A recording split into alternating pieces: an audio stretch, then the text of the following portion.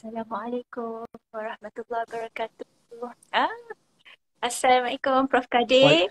Oh, Waalaikumsalam Saliha. Ya Dr. Alhamdulillah. Saliha. Okey, lighting okey. Better daripada siang Ah, tadi sebab cerah kan belakang. So that's okey. why. Tapi now it's much better because dah kontra. Okay. Okey. Prof Okey. sihat? Okey, sihat. Dr. Sihat kan? Saliha, sihat Dr. Saliha. Alhamdulillah. Ah, dari mana? Dari Lama klinik tak ke dari jumpa. mana? Lama tak jumpa Prof. Ya, lama-lama. Berapa lama dah? 3 tahun. Ya, itulah Prof sibuk je. Tahniah Ah. jadi dilantik sebagai ketua Pusat Kesuburan UKMSC atau UKMMC Oh, terima ataupun dulu kasih. orang Terima panggil kasih. MAC. Ah, Tahniah. sekarang dah tukar nama. Dari tahun lepas kita tukar nama, rebranding pasal kita dah naikkan perkhidmatan dan pengajaran. So dari pertambahan tu kita telah buat penjenamaan semula lah kepada Pusat Reproduktif Termaju ARC. Oh, ARC. Ah, Okay. So, okay. So, hari ini kita akan bincang pasal lelaki dan kesuburan sempena Hari Bapa esok. okay. Rasa janggal lah kalau kita ajak nada doktor wanita nak cakap pasal lelaki kan. Boleh. So, Saya. So that's why kita cari a prominent male doctor macam Prof. Kadir untuk jadi sebagai tetamu lah. Okay, so basically saya just nak tanya sepanjang Dr. Prof. Kadir berkhidmat ni dalam bidang fertility ni, over all the years ada tak perubahan dari segi sikap lelaki datang lebih terbuka ataupun menerima laporan sperma contohnya, ada tak sedikit kelegaan? Kalau dulu-dulu kita belajar selalunya lelaki datang last kan, dia suruh perempuan check dulu. Tapi sekarang ni macam mana? Okey, sekarang ni pada pandangan saya lah, sebenarnya soalan ni kerap kali ditanyakan kepada saya setiap kali saya pergi live. Jadi saya faham maksudnya zaman dulu kita risaukan lelaki ni mungkin lebih ego, lebih tak nak datang step forward, ya. Tapi sekarang ni masih ada juga lagi, ya, tapi lebih ramai yang step forward setelah dikenal pasti, ya. So kita nak katakan dah ada paradigm shift dari segi mentality lelaki itu, saya rasa ada juga, tapi kita kena take it as macam dari segi kebarangkalian, ya, pasal population yang seeking treatment fertility pun makin ramai, tapi masih ada juga sebahagian yang masih tidak mahu membuat ujian sperma tu sampailah last kali. Bila dah dapat tak ada masalah lain baru dia sanggup buat. Tapi populasi tu dah kurang dah kan. Saya rasa pun sejak balik ni nampak ramai yang datang dengan pasangan. So and then bila datang bersaring berdua-duaan, so diorang pun dah lebih terima. Tapi bila kita break the news tu Prof. Kadir, macam bila kita tunjuk okay ini adalah report sperma tu, macam mana agaknya maybe Prof. Kadir buat, ya, katakan bacaan sperma tu tidak memuaskan, macam mana, how do you break the news? Itulah isunya. Katakan bila dah buat saringan, itulah masalahnya. Okey. Saya sebenarnya tak menghadapi masalah nak breaking the news pasal saya memang terus cakap terus terang, straightforward, dan kebanyakan lelaki so far semua reseptif lah. Boleh terima, tak menjadi masalah. Saya rasa pasal sekarang ni dah lebih modernized dan most of the men are receptive dan senang terima, dan saya dapati in general, kebanyakan lelaki very kita panggil kooperatif. Macam kita kata ada masalah, walaupun yang tak ada masalah sanggup nak kata nak buat apa lagi, dia orang sanggup. Apa yang lagi dia orang boleh buat untuk fertility treatment ni, ya.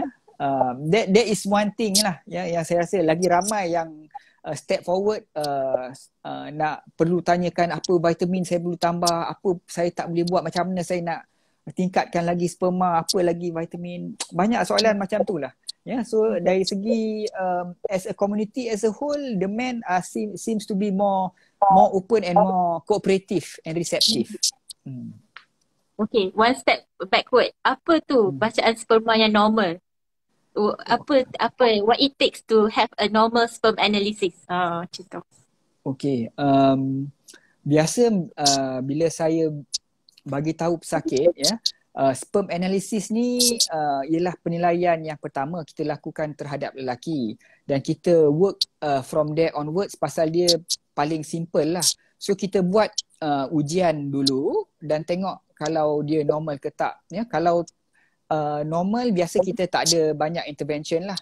Jadi untuk penilaian sperma ni, untuk yang participants, yang penonton, dia banyak aspek lah yang kita nilaikan, dari segi isi padu air mani tu, kepada kepekatan sperma dalam air mani, kepada jumlah pergerakan air mani sperma yang ke hadapan, dan juga bentuk sperma yang normal. So ini antara 4 faktor utama yang kita nilai lah, daripada segi sperma.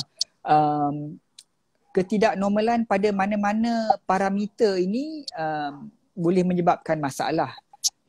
Jadi secara amnya, untuk mendapatkan ujian yang normal, sebenarnya kita ambil bermula dari sejarah lah. Kita tengok apa benda yang boleh menyebabkan ketidaknormalan pada bacaan tersebut. Benda-benda macam dari sejarah, kita nak tengok dari segi gaya hidup, adakah dia ada masalah perubatan, contohnya masalah perubatan yang memerlukan ambil ubatan-ubatan seperti ubat antibiotik, ubat darah tinggi, ada penyakit lain yang sebelum ni pernah mendapat rawatan yang seperti rawatan kanser. So ini antara sejarah-sejarah dahulu yang kita ingin kenal pasti, dan juga sejarah-sejarah masa dia kecil, maknanya ada benda-benda seperti trauma kepada alat kelamin, ataupun ada pembedahan dekat bahagian situ. So benda-benda ini benda-benda sejarah yang kita tanyakan lah. Dari segi gaya hidup juga, ada juga beberapa perkara yang kita nak tanya jugalah, sama ada kalau tengok badan sadar tu, sama ada dia pergi gym, ambil steroid kan, benda-benda ini sedikit sebanyak akan memberi kesan lah. Cuma kesan besar atau kecil bergantung pada jumlah yang diambil. Benda-benda yang simple yang biasa kita lakukan juga ialah tanya pesakit tu dia punya pekerjaan, ataupun apa-apa aktiviti sosial yang boleh menjejaskan penghasilan sperma. Benda-benda sosial ni pun banyak juga. Benda-benda sosial ni seperti macam kalau penggunaan vape ke, penggunaan isap rokok, dadah, tapi biasa dadah alkohol ni dekat komuniti Malaysia ni kurang sikit lah, dekat negara barat mungkin lebih. So gaya-gaya hidup yang popular ada in the news lately, macam berbasikal, itu secara prinsipalnya tidaklah, dia in principle apa-apa yang boleh menaikkan suhu badan ataupun suhu pada testis tersebut boleh menjejaskan penghasilan sperma. So ini antara benda yang pertama yang saya analyse lah, dari segi benda yang boleh menjejaskan penghasilan. So kalau ada benda ni, kita cuba remove. So itu that is the first step lah. Okay. So basically, gaya hidup tu memainkan peranan penting. Saya juga nak oops, Prof Kadir. Oh, okay. Telefon terjatuh ya. Okay. Okay. Dia punya holder dia punya stabilizer dia terjatuh. Okay, alright. Untuk all the penonton, kita basically akan bincang dulu about half an hour. Lepas ni kita akan jawab soalan-soalan yang dah start. So kalau nak tanya soalan kita pun boleh. Jatuh sekali. Saya jatuh lagi. Kejap, saya ambil stabilizer yang lain. Tak apa. Okay, so kita akan answer the question maybe 9:30 dalam setengah jam yang seterusnya. Sementara tu kita bincang dulu pasal core topik kita. So ramai yang tanya, doktor saya dah optimize dah gaya hidup saya. Okay. Saya tak ada saya tak ada masalah. Saya tak merokok, saya tak vape. Saya gaya hidup sihat, mungkin dari segi makanan mungkin bolehlah optimizekan lagi. Tapi kenapa ujian sperma, kenapa report ni menunjukkan bilangan sperma tu kurang? Apa silapnya? Kat mana yang kita boleh tahu? Kalau semua kita tanya sejarah tak ada, kebanyakan TTC semua sihat-sihat dan muda, tak ada masalah darah tinggi ke, tak ada makan ubat ke. Tapi bila buat ujian sperma, tengok-tengok ada masalah. Apa agaknya sebabnya selain daripada gaya hidup ataupun yang apa yang Prof cakapkan tadi? Okey. Biasanya kalau daripada sejarah maknanya tak ada benda-benda yang memungkinkan atau faktor yang boleh menjejaskan masalah produksi sperma. Benda-benda yang lain yang kita juga look into ialah ujian darah ya, dari segi penghasilan hormon badan ya, sama ada normal ke tak. Tapi rata-rata kalau ujian sperma tu menunjukkan tak normal sedikit lah ya, maknanya dia bukan perfect, sedikit. Rata-ratanya ujian akan semua normal ya. Memang kadang-kadang kita tak dapat jumpa sebab ya. Pasal biasa orang tanya ni, saya akan tanya balik, dia masa dia cakap tak normal tu tak normal macam mana? Tak normal teruk ke ataupun sedikit sahaja? Pasal kalau sedikit sahaja, kadang-kala dia cuma a variation pasal jenis sampling, macam mana dia ambil sampel tu, berapa hari sebelum dia bagi sampel tu last dia mengeluarkan air mani tersebut. So kalau dia tak normal sedikit, biasanya just a variation, dan biasa bila diulangi balik ialah ia akan kembali kepada normal. Tapi untuk ada setengah golongan ni yang terjejas teruk lah ya, daripada lelaki-lelaki yang ada faktor sperma ni, lebih kurang 10 to 15% dalam air mani dia memang ada kosong sperma, maknanya tak ada langsung ya. Ataupun ada golongan yang dia punya jumlah tu sangat kurang ya. Severe ni maknanya sangat kurang ni saya panggil kalau bilangannya kurang daripada 5 juta ya. Untuk golongan yang kurang daripada 5 juta ni, 5 juta sperma ataupun kosong, biasanya saya akan lakukan juga ujian-ujian darah untuk analyze hormon badan, sama ada pengeluaran hormonnya normal. Dan ada yang kalau daripada pemeriksaan fizikalnya nampak ada kelainan ya, mungkin ada masalah dari segi kromosom juga ya. So itu ujian-ujian yang ekstra lah. So bergantung kepada ketidaknormalan yang didapati tersebut. Alright. Okay, ada tak apa-apa rawatan kalau lah dia katakan bacaan dia tu kurang sedikit macam borderline? Ada tak apa-apa yang kita boleh bagi ataupun kita boleh ambil untuk improvekan selain pada gaya hidup? Ada tak apa-apa suplemen lah orang kata? Okay. The first yang and foremost, biasa memang yang gaya hidup, apa-apa kita panggil insult ya, daripada gaya hidup tu kita remove dulu ya. Kita cuba elakkan tukar gaya hidup, pemakanan sihat, senaman ya. So kalau dah selesai semua yang tersebut dari segi suplemen, ya ada beberapa suplemen yang ada kajian sedikit yang boleh menampakkan improvement ya.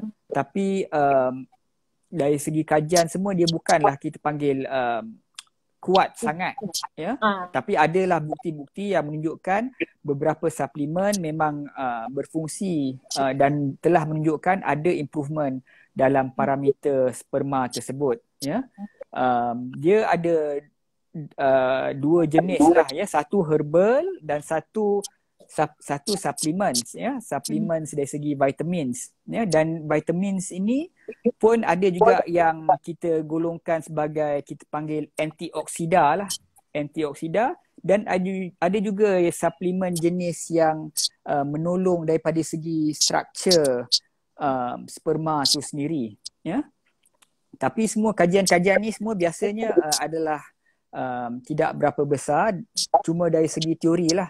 Tapi kalau ingin cuba memang saya pun syorkan, ya.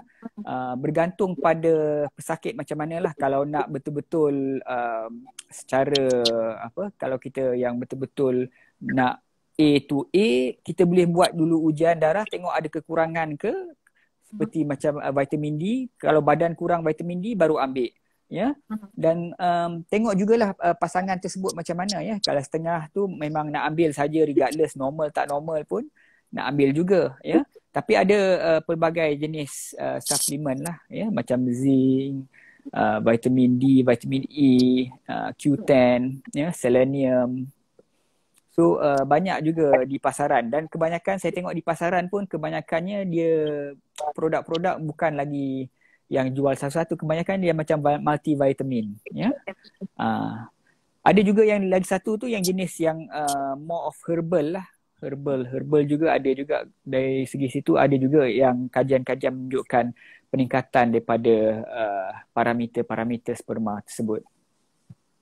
Alright, katakanlah dia dah buat dah semua, ya, and then tapi repeat sekali lagi ujian sperma tu masih juga severely low, macam less than 5 million kan tadi. So apa rawatan yang ada, pilihan yang ada untuk couple ni untuk lalui? Okey. Bagi masalah sperma, biasa saya akan bagi tahulah, tengok betapa teruk masalah sperma. Ya, kalau masalah sperma tak teruk dan dia dah cuba cara macam kita panggil time sexual intercourse, iaitu bersama pada waktu yang kita tetapkan, yang boleh membantu ialah kita panggil pemandian berhadas ataupun IUI, ya. Ya, ini sangat membantu bagi mereka yang ada faktor lelaki ataupun bukan saja faktor dari segi sperma, atau ia juga boleh membantu lelaki yang ada faktor masalah macam mati pucuk, ya, tapi still boleh ejaculate. Kita yang sendiri proseskan sperma tersebut dan kita hantar sperma tersebut terus ke dalam rahim bahagian atas. So kalau dia perumpamaan ni, kalau sperma tu dah lemah, ya, bayangkan kalau sperma ni kena berenang, dia macam berenang lautan Pasifik kalau nak jumpa telur tu. So saya selalu cakap dekat pesakit saya, kira dia lebih kurang macam ni lah. Kita dari perjalanan dari Singapore nak pergi Bukit Kayu Hitam tu, kita ambil shortcut, saya drop dekat Ipoh. So dia halfway dah sampai. Lebih kurang macam tu lah. So IUI adalah kaedah yang paling senang untuk dibuat untuk mereka yang ada masalah sperma tapi tak berapa teruk lah, ya. Tapi untuk mereka yang ada masalah yang teruk, ya, iaitu jumlah spermanya sangat kurang, iaitu kurang daripada 5 juta, ataupun masalah sperma dia kita kena kutip, ya, maknanya kita kena sedut daripada testis tu sendiri, ya, ataupun kita kena cari. Untuk pesakit-pesakit tersebut, pilihan yang paling sesuai ialah kita panggil ICSI lah, ya, sejenis variation of bayi tabung uji. Tapi dalam proses tu dia punya specialnya cuma yang sperma tu kita pilih yang seekor yang nampak normal, ataupun dalam setengah kes tu hanya sperma tu saja yang ada, kita terus inject ke dalam telur yang kita dapat daripada isteri tu lah. So itu option yang ada, ya, itu IUI ataupun ICSI atau sejenis IVF. Dari segi ubat yang tadi kan Prof cakap pasal herbal tu, ya? Herbal apa tu yang Prof selalu pakai untuk untuk sebagai suplemen tu? Okey, herbal yang saya selalu pakai ialah Tribestan, ya, tapi saya tak lupa nama saintifik dia. ya.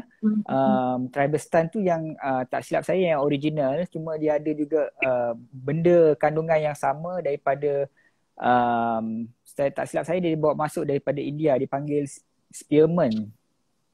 Tapi basically benda yang sama lah. Okay. Alright.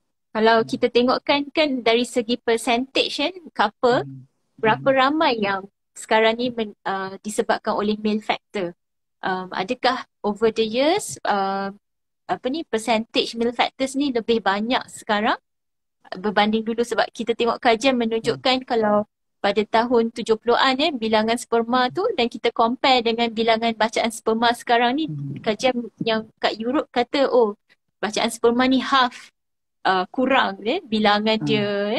So, adakah ni lebih ketara dekat klinik center reproductive unit dekat UKM? Adakah banyak lebih male factor sekarang ni ataupun macam mana keadaan? Okay.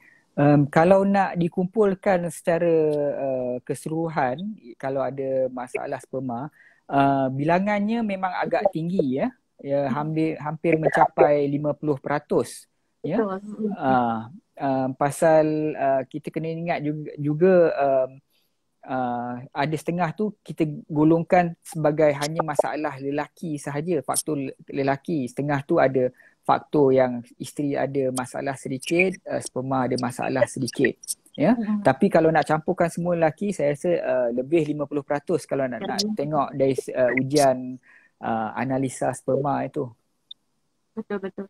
Itulah bila saya kata dekat couple 50% ni ada male factor, dia basically terkejut betapa percentage tu, peratus tu banyak. Ingat male factor ni maybe 10% je, the rest 90% tu female factor. Tapi actually banyak yang male factor ataupun berdua-dua, maksudnya ada male factor dan female factor juga. Pasal solely untuk faktor lelaki sahaja, probably about 20-30%. Kalau solely around 20 to 30%, betul. Okay, Prof. So sekarang ni I think apa kita buat, kita go through the question yang diorang tanya. Kita start dengan Puan Ilham Marzuki. Prof, okay? Okay. Saya nak try gantung ni balik, takut jatuh. Apa boleh? Take your time sekejap. Tak, gantung sekejap. Okay. So jatuh lagi sekali saya pegang balik semula lah.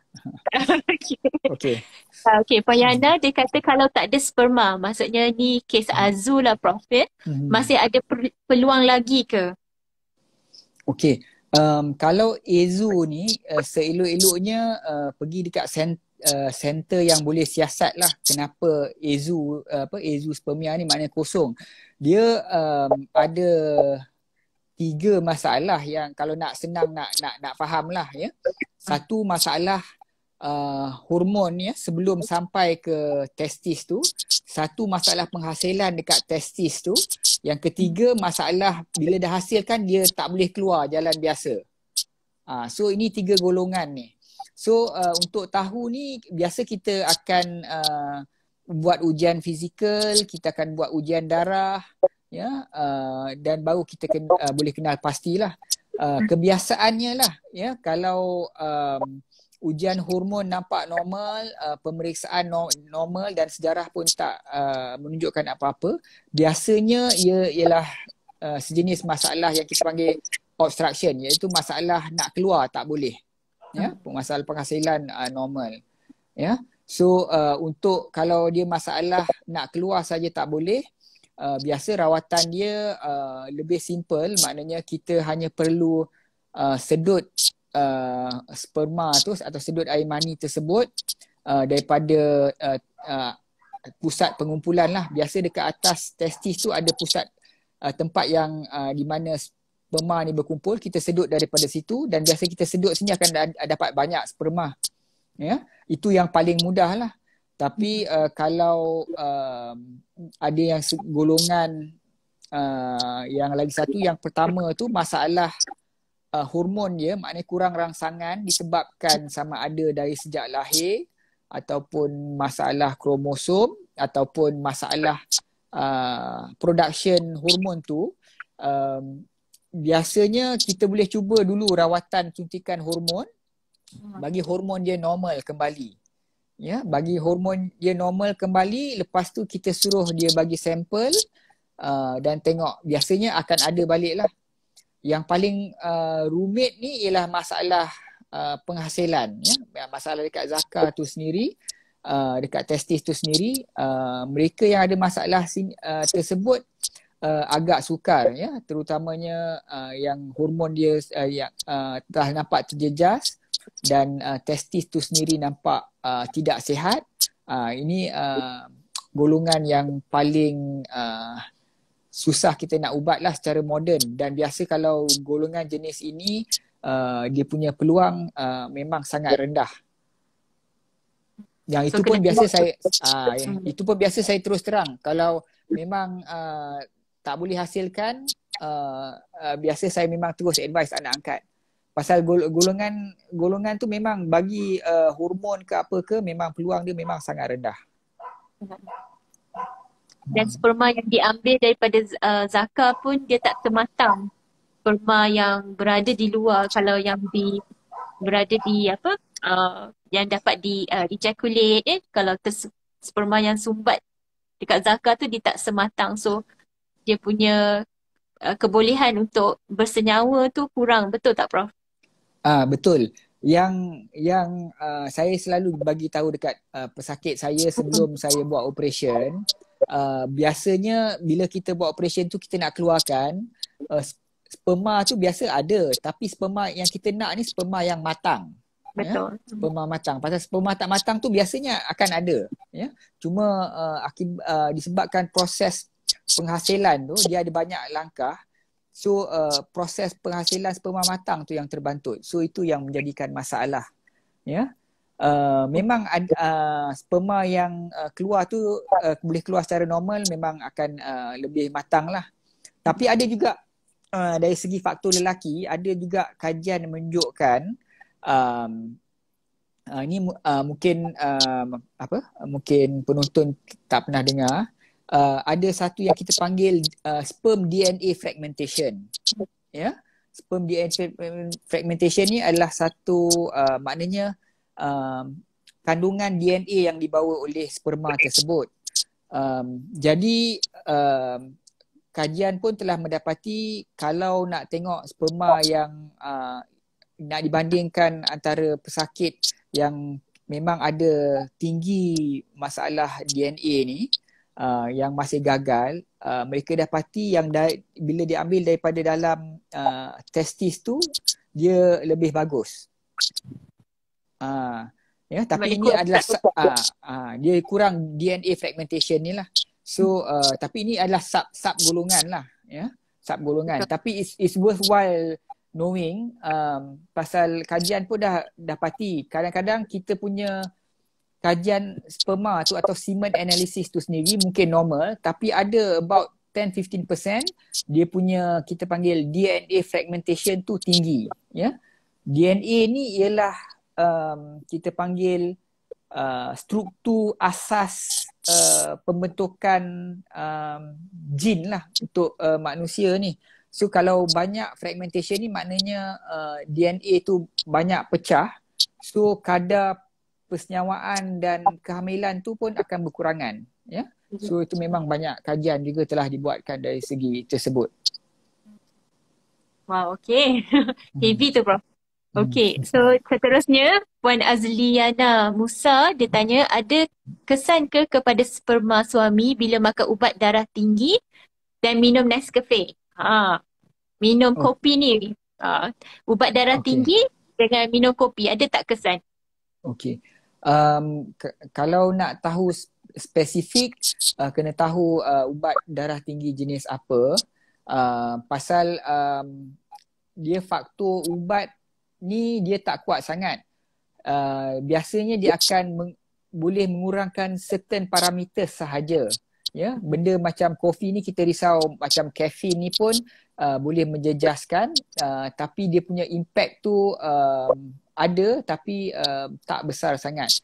Jadi untuk improve, biasa kita akan advise untuk kurangkan bahan tersebutlah, kafein ataupun ubat-ubatan. Masalah dia kalau any intervention, saya selalu nasihatkan kalau apa sesuatu perubahan kita nak buat, ya, sama ada perubahan dari segi gaya hidup, pemakanan ke apa ke, atau ubat-ubatan ataupun rawatan, kita ulang balik selepas 3 bulan ujian analisa sperma tu untuk tengok ada efek ke tak. Ya, kalau lepas 3 bulan sama saja, maknanya benda yang kita buat atau benda yang kita tak buat tu, atau benda yang kita ambil atau tak ambil tu, dia punya impact pada produksi sperma pesakit tersebut adalah sangat minimal. Ya. Kalau apa yang kita buat atau tak buat selama 3 bulan tu nampak improvement mendadak, kita kena continue lah. Ya. Okay, so seterusnya Puan Suraya Ahmad, antara Profotil dan suplemen lain, mana lebih berkesan untuk oats? Apa pandangan Prof? So maksudnya apa suplemen number 1? Katakanlah couple ni datang, Prof akan bagi apa dulu?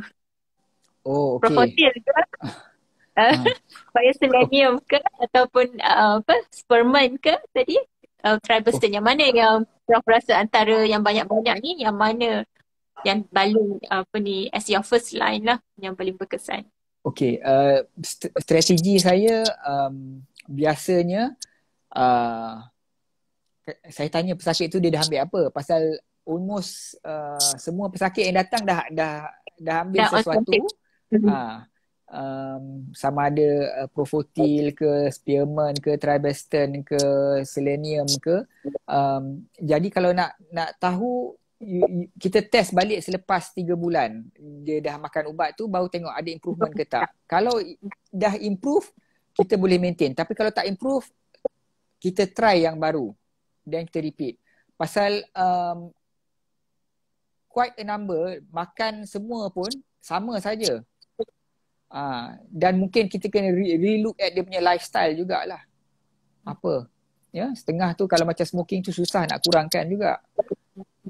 Which is kita panggil the major effect juga. Ya.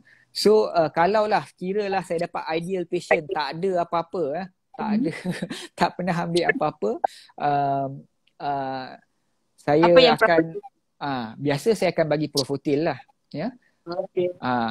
Pasal Profotil ni dia banyak vitamin dalam tu, ya. Pasal kalau nak tengok kajian pun mainly dia buat atas satu-satu elemen tersebut. Profotil ni ada kebanyakan elemen, so boleh try yang itu dan kita repeat selepas 3 bulan. Ya, kalau tak ada improvement, terus stop lah. Maknanya it's not working. Okay, alright, okay. So saya tak ditaja oleh sesiapa. Ada dapat percentage ke ni? Tak ada.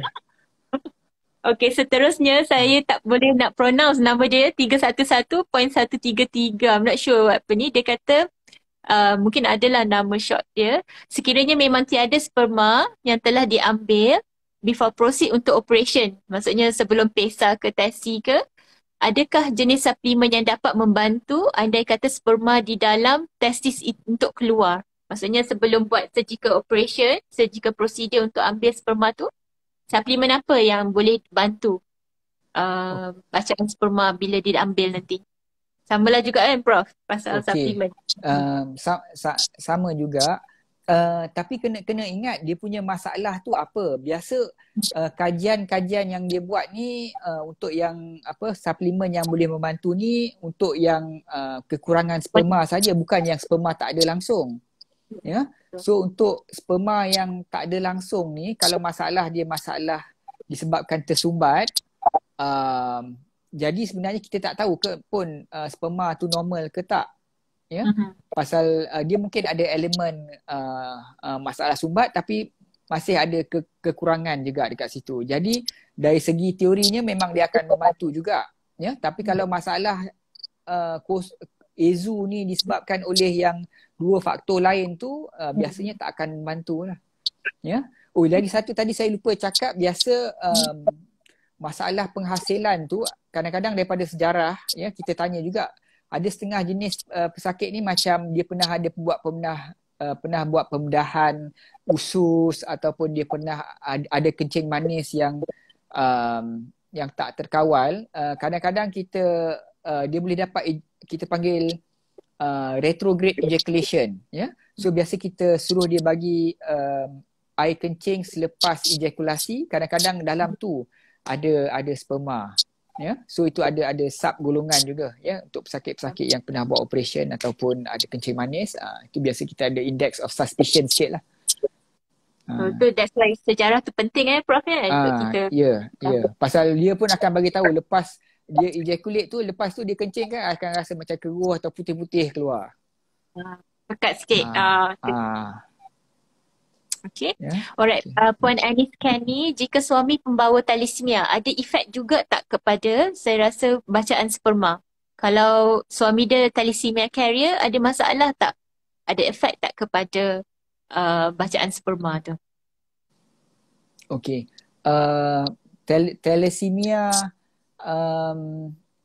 Thalassemia ni dia ada banyak peringkat lah, ya. Carrier dan juga major lah yang perlu dependent on transfusion. Biasanya carrier ni sepatutnya tidak ada masalah lah, dan kalau ada pun macam lelaki-lelaki lain, dia tak ada direct relation dengan sperm production.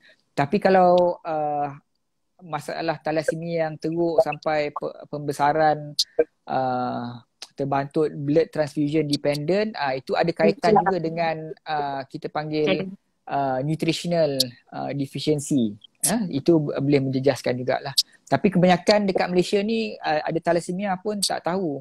Pasal dekat Malaysia ni ramai, especially among Malays, ramai yang thalassemia. Okay, seterusnya TTC with azospermia dengan low testosterone dan ada masalah kromosom. Maksudnya dia azo sebab kromosom, berpeluang tak untuk dirawat? Okay. Azo dengan masalah kromosom ni kadang-kadang kita tengok juga dia punya dysfunction tu dekat mana, ya. Pasal masalah kromosom ni ataupun masalah sejak lahir ni, kita tengok jenis yang macam mana, ya. Ada masalah yang memang teruk, ya, maknanya kita panggil gonadal dysgenesis, ataupun dia punya testis tu memang tak boleh nak develop, ya. Untuk kes-kes macam tu memang sukar, ya. Contoh dia macam Klinefelter syndrome lah, kalau pernah dengar, ya. Kes-kes macam tu memang masalah hormon, dan kita nak bantu dengan hormon pun memang sangat sukar, ya. Ada juga kes-kes yang masalah kromosom, ya. Tapi kita boleh bantu bila kita bagi dia hormon, dia punya testis boleh respon untuk menghasilkan sperma, ya. Macam Kallman syndrome, adalah beberapa sindrom yang kita boleh tolong. So kita tengoklah dia punya diagnosis tu masalah kromosom jenis yang mana, ya. Ada yang boleh dibantu kita bagi hormon, ada yang bagi hormon pun tak akan menghasilkan, ya. Dia jenis macam, ada juga macam jenis kalau ada saudara mara atau adik ke kakak yang ada anak lelaki kan, kalau dia punya testis tu tak turun, ya, pasal testis ni sepatutnya umur latest by 4 bulan dah masuk dalam dia punya kerandut zakar tu, ya. Kalau dia tak turun, dia panas sangat, dia boleh rosak. Biasa kerosakan dia akan permanent, ya, sampai dia besar memang takkan ada susah nak ada zuriat lah, pasal dia punya testis tu rosak diakibatkan oleh kepanasan, ya. So lebih kurang macam itulah masalah yang kromosom jenis yang tak boleh nak diubati ni. The best memang adoption for those cases. Okay. Alright, seterusnya Puan Atika Kamil, doktor, kalau 99% abnormal sperma, ada peluang tak untuk dapat kehamilan yang sihat? Kalau 99% abnormal sperm, maksudnya maybe morphology kot maksudnya. Okay, saya pun faham macam tu ya. Kalau abnormal sperm tu maknanya bentuk sperm tu abnormal, ya. Jadi selepas biasa kalau nak optimize, boleh suruh lelaki tu makan suplemen dan kita repeat balik. Tapi kalau still sama, pilihan yang terbaik still ICSI lah. Pasal pada ICSI tu memang kita sendiri akan pilih sperma yang berbentuk normal dengan harapan kebarangkalian dia membawa DNA yang normal paling tinggi. So kalau yang masalah sperm berbentuk tak normal saja tinggi, biasanya peluang masih tinggi pasal hanya perlukan satu sperm yang normal saja untuk menghasilkan persenyawaan yang normal. Betul. Sebab dia 1% daripada berapa juta kan kalau dia ada kata. Kalau bilangan normal semua tak jadi masalah lah. Cuma bentuk yang normal kurang. Pasal hanya perlukan 4% saja bentuk yang normal untuk ujian yang normal. Pasal memang kebanyakannya abnormal. Okay. So seterusnya daripada 311.133, perlukah suami berhenti mengambil soya seperti kicap, air soya, tauhu dan lain-lain sekiranya result menunjukkan kekurangan ataupun tiada sperma? Ada tak efek makanan menyebabkan sperma tu tak ada? Maksudnya especially makanan yang banyak soya, banyak estrogen macam soya, tahu. Adakah ini efek? Sebab ada yang kata macam ayam sekarang ni kena cocok kan dengan hormon. So sebab itulah lelaki banyak estrogen. Adakah banyak estrogen ni daripada pemakanan menyebabkan sperma tu kurang? Kenapa tu senyum tu, bro? Banyak estrogen. Macam tu saya rasa maksudnya macam tu lah. Banyak makanan yang lebih estrogen. Yang makanan berlebihan estrogen macam soya ataupun tauhu, saya pun tak pasti estrogennya banyak ke tak ke dalam tu, ya. Tapi untuk jawab soalan tu specifically memang saya pun tak tahu pasal saya pun tak pernah dengar ada kajian buat atas soya atau tahu ni. Ya, tapi direct kalau nak ada direct effect saya dari segi proses pembentukan sperma tu saya tak dapat bayang macam mana dia boleh effect lah. Pasal kalau estrogen tinggi dalam badan, bagaimana dia boleh menjejaskan penghasilan sperma dari penghasilan hormon yang normal daripada otak, sepatutnya minimal. Sperm tu akan masih normal, sperm yang dihasilkan. Ya, unless banyak sangat lah. Memang makan pil estrogen tu, itu cerita lain pula. Tapi dari makanan yang biasa-biasa ni, sepatutnya tak. Kalau tak nanti ramai dah tak normal berkeliaran. So betul tu, Prof. So saya selalu kata kalau nak makan soya tu kena berbakul-bakul soya tu. Nak dapat banyak so, berapa banyak soya nak kena makan tu. Tu je lah. So kalau sikit-sikit tak adalah apa sangat kan. Okay. Dia tak akan apa kita panggil negatif tindak balas negatif kepada otak tu minimal. Dengan makanan yang ada sekarang. Okay, so seterusnya Ali Bisus, adakah umur mempengaruhi penghasilan sperma? Ada tak apa-apa faktor? Kita selalu cakap orang perempuan result telur, faktor usia. Orang lelaki ni ada tak biological clock? Okay, ya benar, kita panggil bila usia meningkat, kualiti sperm tu memang akan berkurangan. Tapi dia tak ada threshold. Ya? Tak ada threshold ni maknanya dia tak ada a certain point maknanya dia start dropping dia punya amount. Ya? Dia pasal dia more related dengan kadar testosteron lelaki tu. Ya? Pasal testosteron lelaki tu bila dia usia meningkat dia akan start berkurangan dan testosteron ni amat penting untuk penghasilan sperma. Itu satu faktor. Bila saya cakap macam tu, ada juga kajian yang kata throughout the man's life, ada satu kajian besar ni dekat China 70,000 lebih, dia kata tak ada beza sampai umur 75 bila dia buat semen analysis ni. Ya, dari segi semen parameters lah, ya, semen parameters. Tapi daripada segi yang saya cakapkan tadi macam DNA fragmentation tu, masalah kerosakan DNA tu, dia memang juga akan meningkat juga dengan faktor umur. Ya. Kalau ada pun yang ada saya baca mungkin selepas umur 50 tahun ke atas dia punya efek tu lebih banyak lah. Ya, tapi dari segi parametersnya tak banyak berbeza. Mungkin lebih daripada kualiti rather than kuantiti kan, sebab sperm analysis tu lebih kepada kualiti.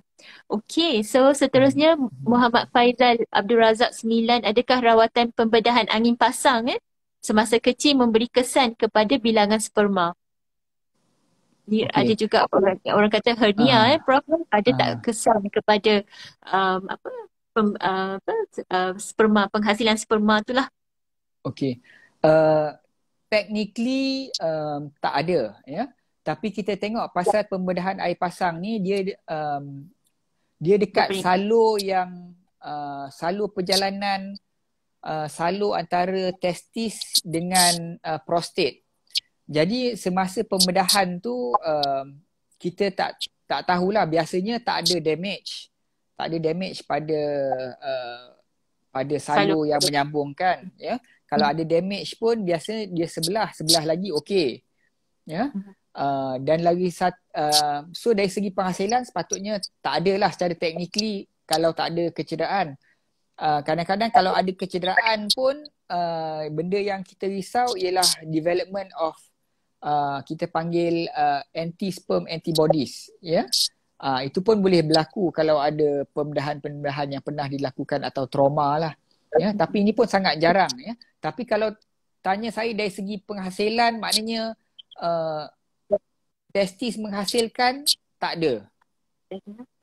Pasal dia jauh dari area tu. Cuma kalau operation tu menjaskan salur ataupun cakap angin pasang, tapi masa kecil tu actually dia testis tu dekat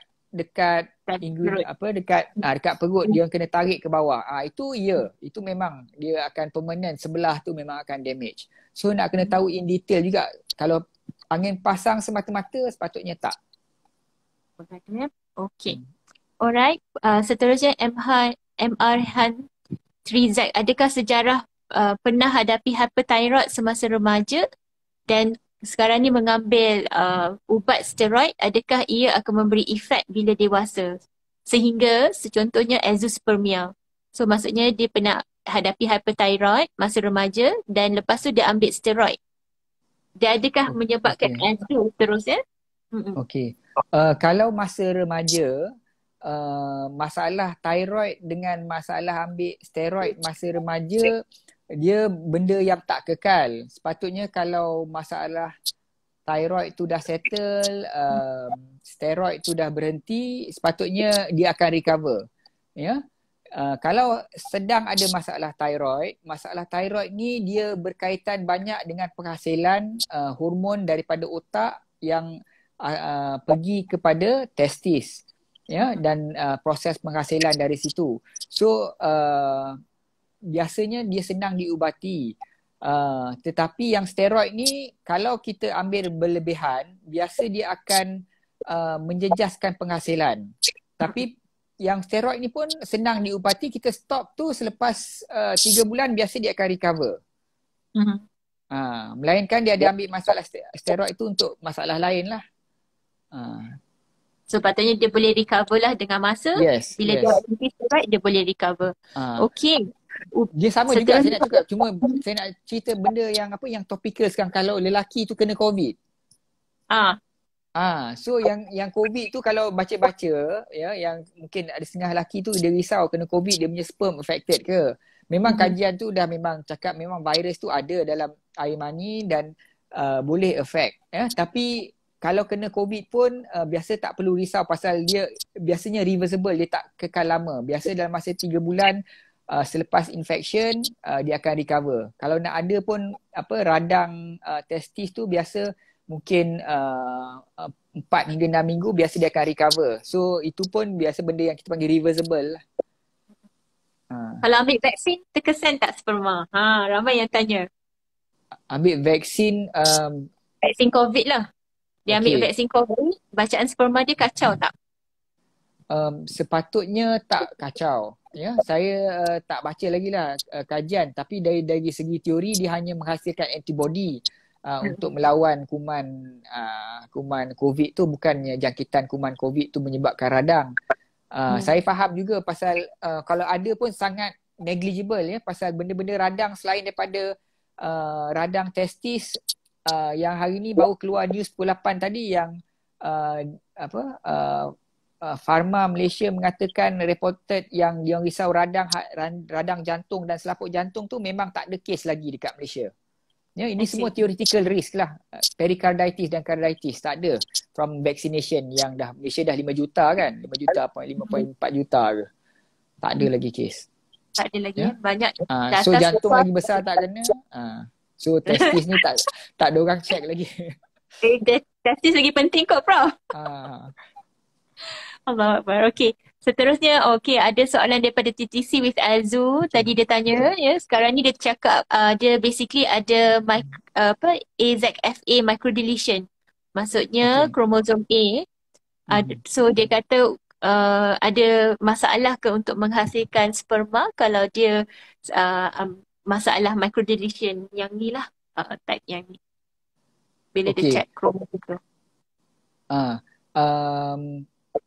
Ya, memang yang kalau ada AZA ni salah satu daripada kromosom dekat kromosom Y yang boleh menjejaskan penghasilan sperma. Jadi yang kes-kes begini kalau kita tengok ujian lain biasa mungkin dia dah buat ujian hormon yang daripada otak yang FSH, LH tu kalau memang tinggi maknanya memang penghasilan tu memang terjejas lah. Jadi peluangnya boleh saya katakan limited jugalah kalau ada masalah kromosom. Kalau boleh dapat sperma yang matang, ya, risiko nak dapat nak pass on masalah genetik Y kepada janin lelaki adalah tinggi juga. Ya. So itu untuk masalah yang memang kita dah kenal pasti ada AZY microdeletion, ya. Dia boleh menjejaskan penghasilan sperma, tapi kadang-kadang boleh dapat juga sperma, tapi kalau sperma tu memang sperma lelaki kan, XY, kalau dia ada jin tersebut boleh dapat jugalah kepada embryo yang dihasilkan.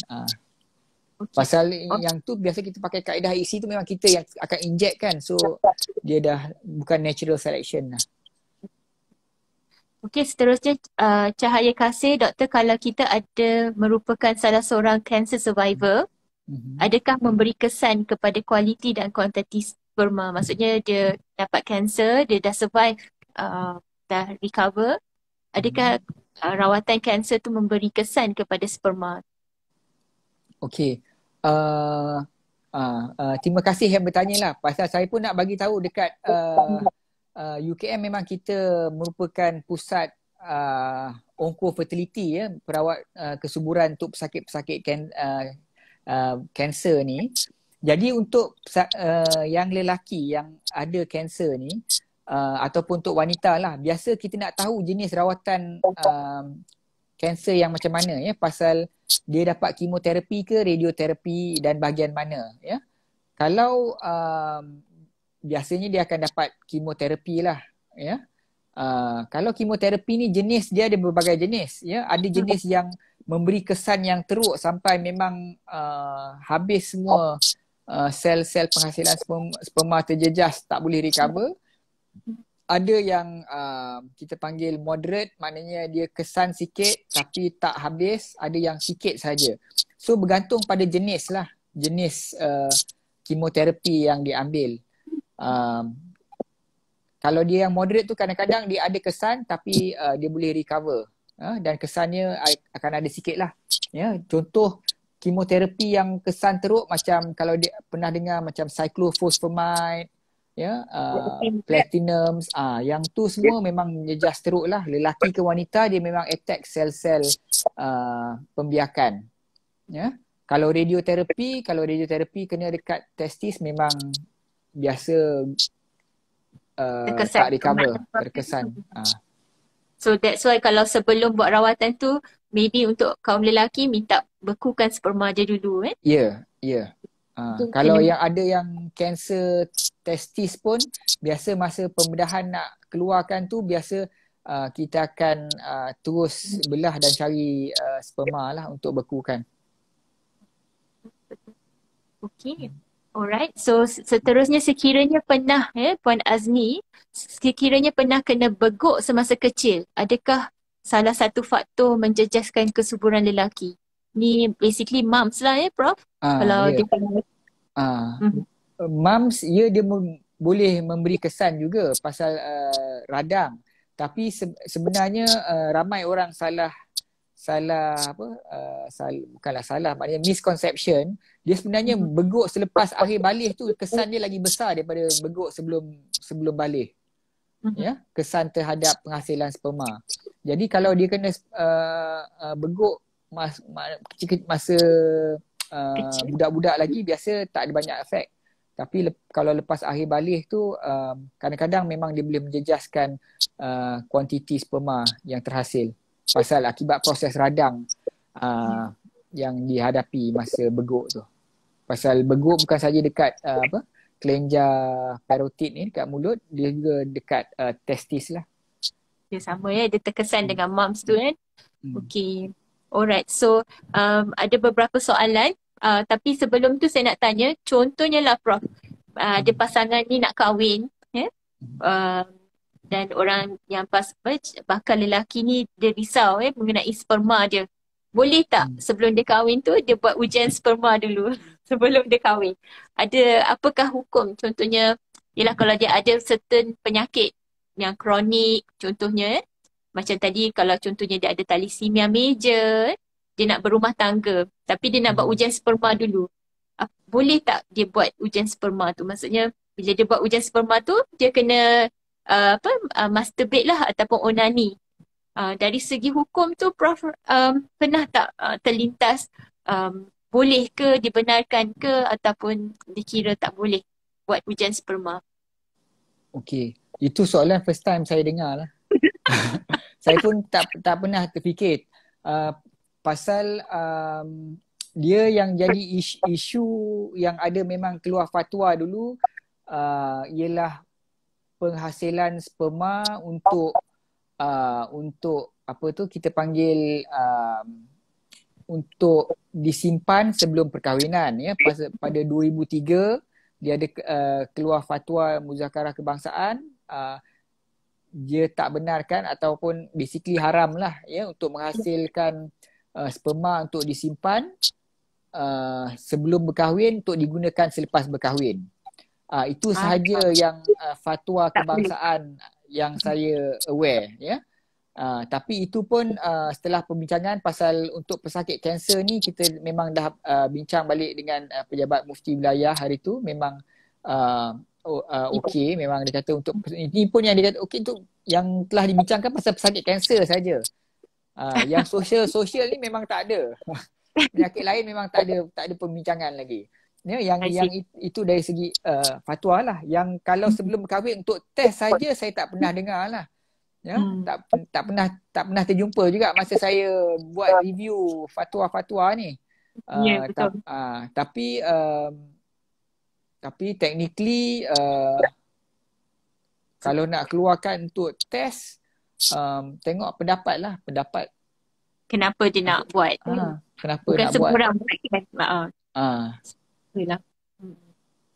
Pasal kalau dia nak Ialah sebab apa tujuan dia. So katakan kalau sperma tu tak normal, apa impact dia? Adakah dia akan berumah tangga ataupun apakah? Sebab itu antara soalan-soalannya yang kalau kita pergi kursus perkahwinan, ramai yang risau ataupun akan tanya soalan ialah sama-sama mereka kan, pasal boleh tak buat ujian sperma sebelum kahwin. Dan orang wanita pun dia akan buat ujian ultrasound, maybe perut saja ultrasound, ambil ujian darah. Tapi untuk orang lelaki dia kena ujian sperma. So nak keluarkan air mani tu. Boleh tak wajib hukum dia, sebab dia mesti onani, dia mesti masturbate kan nak keluarkan. So itulah dia yang soalan yang diorang tanya selalu. Itu saya tak pasti, saya kena tanya ustaz lah macam tu. Ya betul, kita pun kena tanya juga. Tapi the test boleh buat lah. Macam fertility test lah. Betul, dia buat ujian saringan kesuburan tapi sebelum kahwin. Tapi sebelum kahwin kan. Okay, so kita ada 1 minit lagi Prof. So mungkin Prof Okay. boleh simpulkan and then kita nak wish Father's Day, selamat Hari Oh, Bapa okay. untuk Prof juga Okay, dan terima juga kasih. kepada isteri kita semua. Okay. Okay. Jadi kesimpulannya masalah sperma atau masalah infertility disebabkan belah lelaki memang benar dan is a major part. Jadi saya sarankan buat ujian dan dapat nasihat doktor pakar yang betul supaya rawatan boleh dilakukan. Ya, rawatan memang dah ada ya untuk hampir ke semua masalah. Okay. So okay, itu sajalah yang kata akhir. Dan Okay. selamat Hari Bapa kepada semua Okay. followers. Okay. Terima Okay. kasih Prof. Sudi Okay. bersama kami. Siaran ni kita simpan dekat IGTV Insta di Sofia. Kalau ada apa-apa persoalan boleh DM Prof lah dan Sofia. Minta maaf kalau tak dapat jawab semua soalan sebab banyak soalan yang tanya tapi kami tak dapat nak tu. So insyaAllah kita jumpa pada masa akan datang insyaAllah. Terima kasih banyak-banyak Prof. Okay, Selamat malam, sama-sama. selamat ibadah. Okay. Okay, Okay. Okay. Assalamualaikum. Waalaikumsalam. Okay, Prof. Okay, bye. Okay. Salam.